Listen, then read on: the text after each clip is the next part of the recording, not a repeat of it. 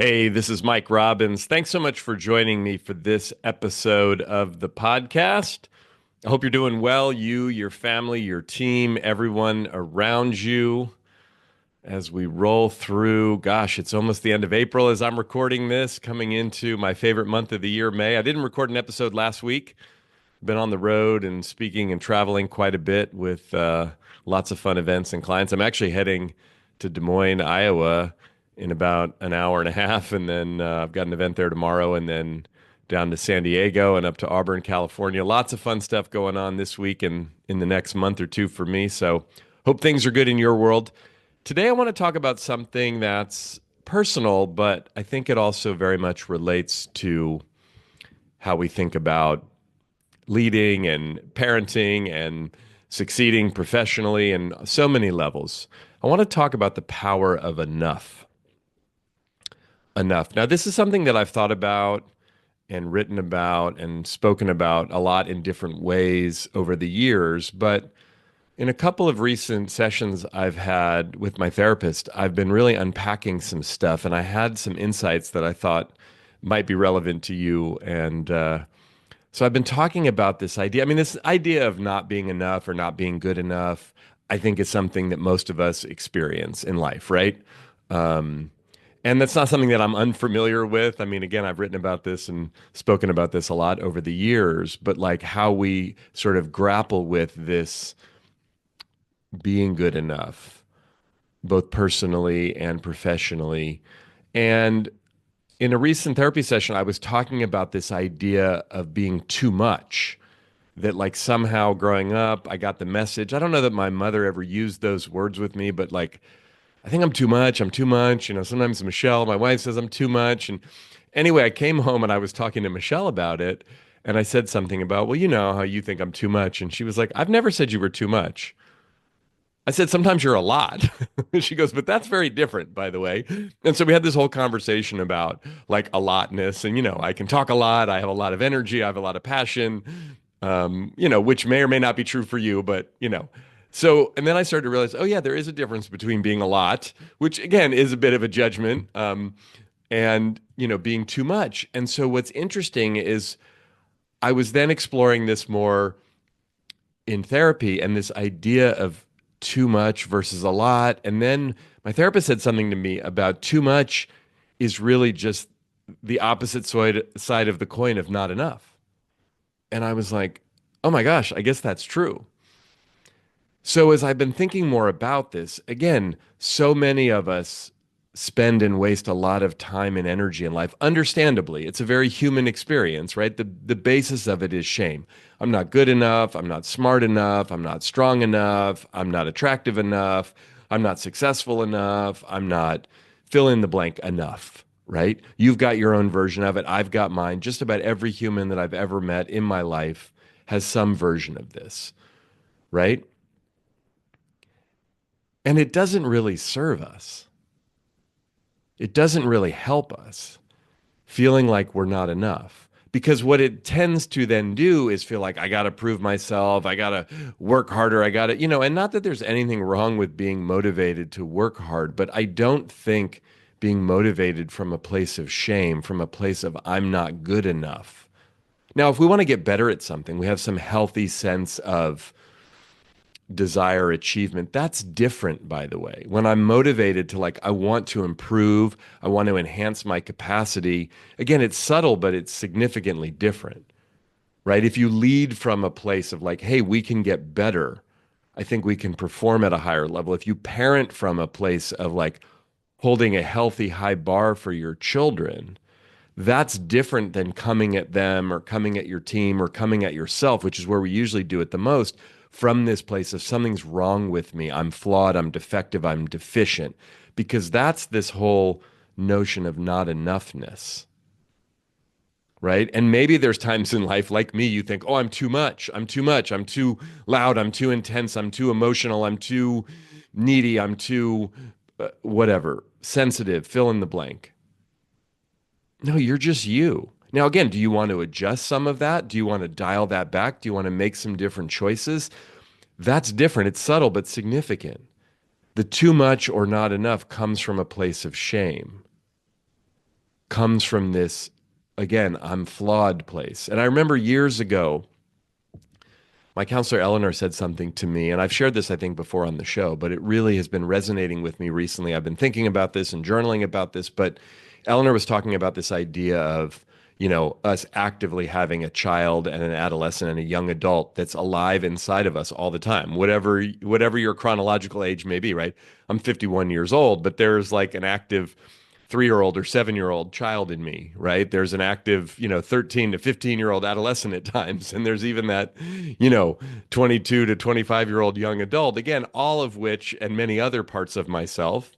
Maybe you're familiar with internal family systems or IFS, right? Parts work. We have lots of different parts of ourselves, not just different chronological ages, but different sort of personality types and parts and right. And Richard Schwartz, who created internal family systems, has a book out called No Bad Parts. So all these parts are important parts. But as we think about the child, the adolescent, the young adult inside of us, right? There are times in life when we respond or react to situations from a very young place, or we get scared, we get freaked out, we get overwhelmed and realize, wait a minute, the grown up me can handle this situation, but maybe it's my child or it's my adolescent or even my young adult that's active. We've given them the keys to the bus, so to speak, and let them drive. But as Eleanor said to me, our child is often asking, am I getting enough? So from this place of enoughness, right? It's like, it's not fair. My brother, my sister got more, those other kids, so it's that, am I getting enough? The adolescent in us asks, am I good enough? Right? Think about adolescence. That's the time when we start to really kind of figure ourselves out a little bit and start to separate even more from our parents, and we're comparing ourselves to our friends. So am I good enough? Oh no, I'm not strong enough. I'm not smart enough. I'm not attractive enough. I'm not cool enough. I'm not whatever enough, right? I've got a couple of adolescents, one a freshman in college and one a sophomore in high school. I see adolescents and I love adolescents. And I remember being an adolescent, and it's hard. It's painful. It's challenging. It's confusing. I mean, especially for these teenagers these days, but whatever with the time we were going through that phase of life. And then the young adult, as Eleanor said to me, asks, am I doing enough? Right. And think of us in young adulthood. Oftentimes we're out in the world, first jobs, sort of making our way to some degree. Am I doing enough? What does it mean to be an adult? Right. So am I getting enough, child? Am I good enough, adolescent? Am I doing enough, young adult? And what Eleanor said to me is the mature adult, the spiritual adult, the wise adult in you says yes. Yes, you're getting enough, you're good enough, you're doing enough. And so that's really the question we can ask ourselves. What if I'm enough? What if I'm getting enough, good enough, doing enough? And again, I know it's subtle and I don't mean to talk out of both sides of my mouth here, but that doesn't mean that we can't enhance something, improve something, change something, alter something, do something a little more or a little less. But from a place of choice, from a place of that sort of wise spiritual adult in us that says, yes, I'm getting enough, good enough, doing enough. Or maybe we get some feedback that we need to do something more in a certain area. Okay, but that doesn't have to come from a place of shame. That doesn't have to come from a place of not enoughness, not good enoughness.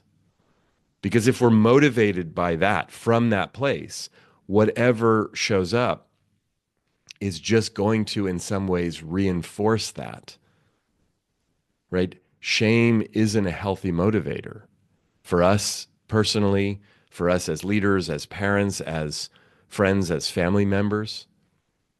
Relating to someone else as they're not good enough or they're not doing enough. And maybe we want them to do something more or different. But again, it's subtle, but it's significant. Coming from that place of enoughness, it's huge.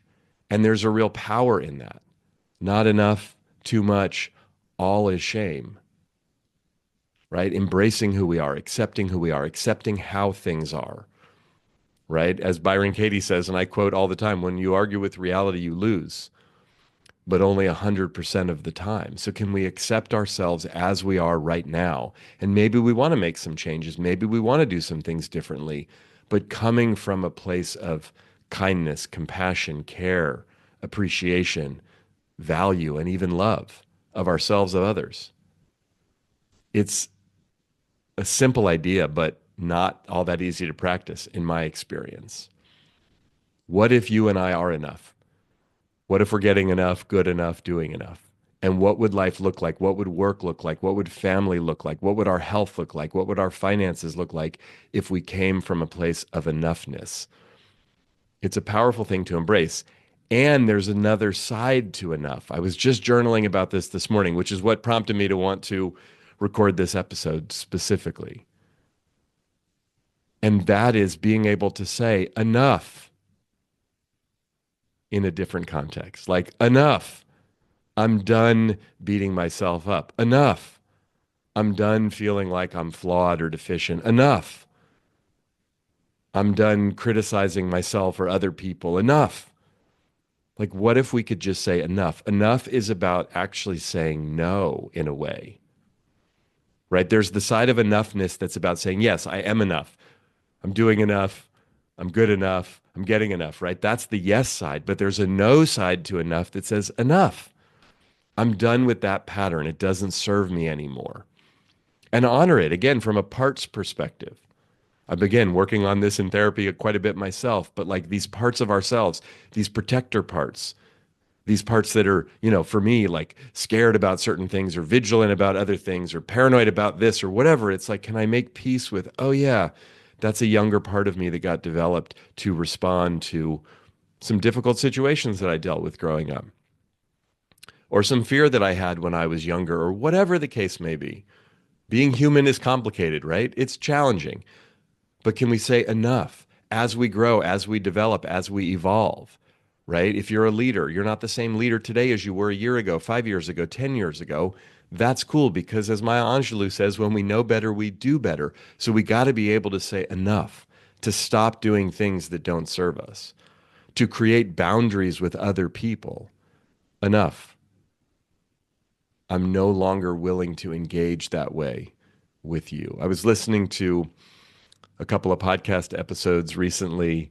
My friend Terry Cole was on Glennon Doyle and Abby Wambach and Amanda Doyle's podcast, We Can Do Hard Things. And she was talking about high functioning codependence, HFC, as she calls it. And as I was listening to these episodes, I was so happy for Terry that she was on the show because it's such a big show and it's a great show. But I was like, oh my gosh, I can so relate to this high functioning codependence, especially with my children, our daughters, right? Even with my wife and some aspects of my business, like this idea of thinking like I have to take care of everything or it's my responsibility to make sure everybody's doing okay all the time. And there's a good intention behind that for a lot of us. But our job isn't to manage everybody else's feelings and experiences and try to control things. That's not only annoying, it's ineffective. But can we say in certain situations, enough? I'm not doing that anymore for you. Not from a place of bitterness, not from a place of judgment or shame of the other person necessarily, but just that's my boundary.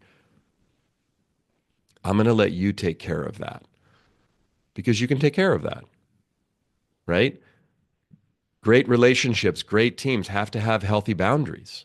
And it's about saying, enough. I'm done.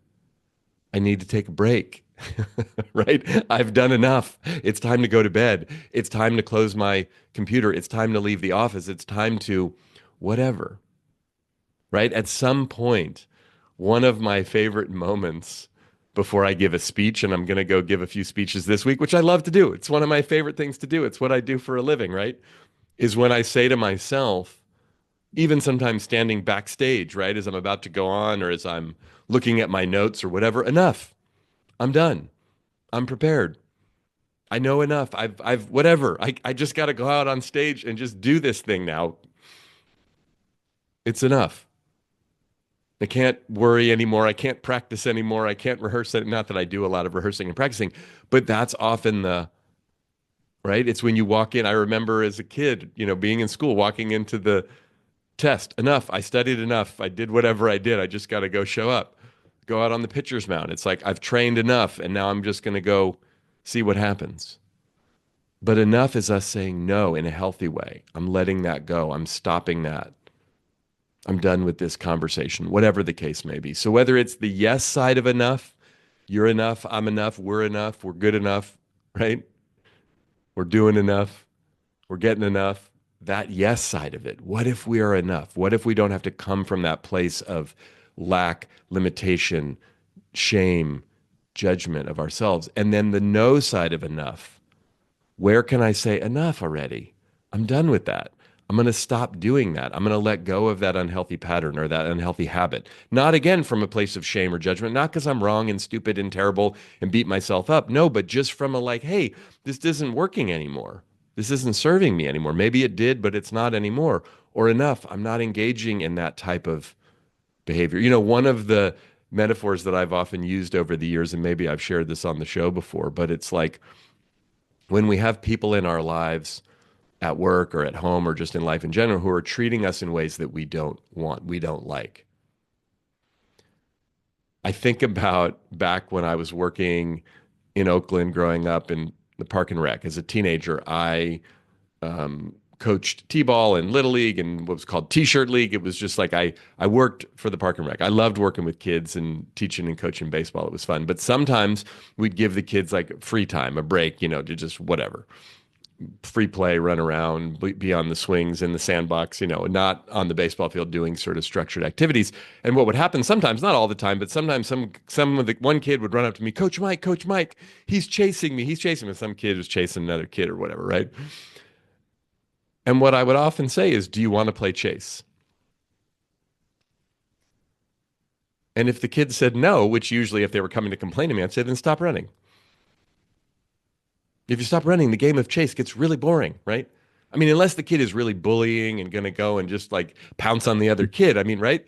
If you think back to when you were a kid, if you were the one being chased and you just sat down and said, I don't want to play, or you went over and picked up a ball and started throwing it against the wall or got on the swing set or whatever, that kid's got to go find someone else to chase. But that's what happens in life a lot of times is that we end up feeling victimized by other people's behavior, but we don't realize I'm participating in it. I haven't turned to them and respectfully, but very clearly said, enough, stop, I'm done.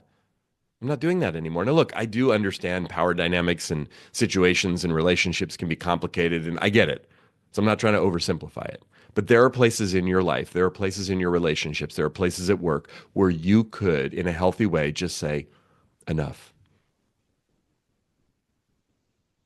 So that's my invitation to you as you think about the yes side and the no side of enough. This power of enough. Where can you look for places where you can really embrace that you are enough,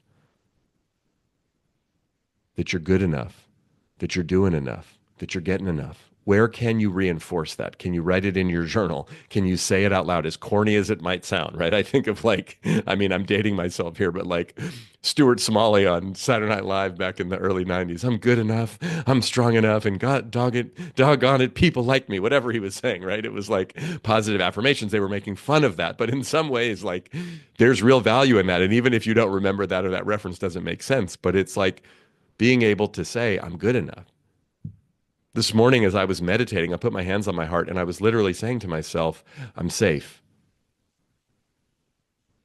As corny and cheesy as that might sound like it, and it relaxed me. Putting our hands on our hearts, by the way, and taking a breath is actually physiologically something that can really calm us down and bring us into a place of self-compassion. So that's a powerful thing to do. But where can you in your life reinforce and remind yourself that you are enough? Easier said than done. But what if you and I were enough? What if we weren't motivated from that place of not enoughness? So that's the yes side. Where can I say yes to myself? Where can I accept myself, acknowledge myself, appreciate myself, have compassion for myself, even love myself? Where can I do that with other people, the people around me? And again, that doesn't mean we don't have a healthy, high standard for ourselves or others. That's not what I'm talking about. And then on the no side of enoughness, where can you say, no, I'm done with that. Enough already. I've proven myself already.